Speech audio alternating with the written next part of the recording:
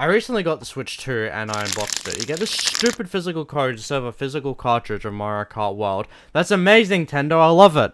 The console is very hard to recommend because currently you don't have many exclusives on the console. Really intensely dislike the two themes still in the Switch 2.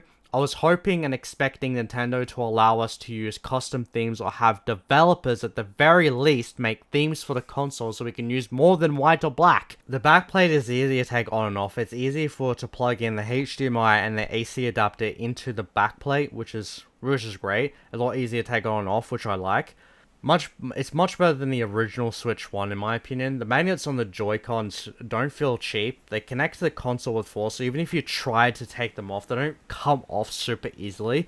But I'm more concerned about in a year from now if it's going to be the same because I'm not sure, but in a year from now it could be very different, or 2 years from now it could be very different.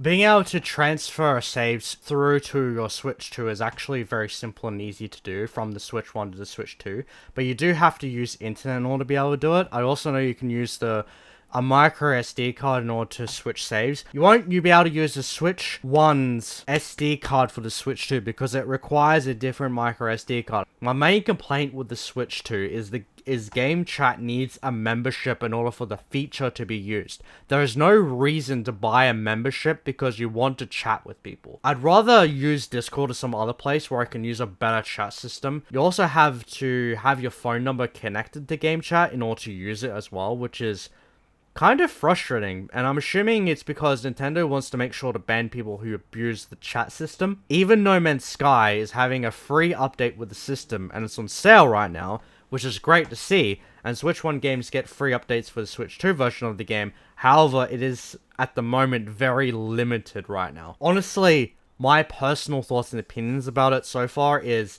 it is a great system, but it's limited by what Nintendo is currently doing, which I really dislike. They need to have more themes, and they need to have either a way of buying themes or a way of getting themes, which should be simple, or you could use the platinum coins for themes. I have no idea.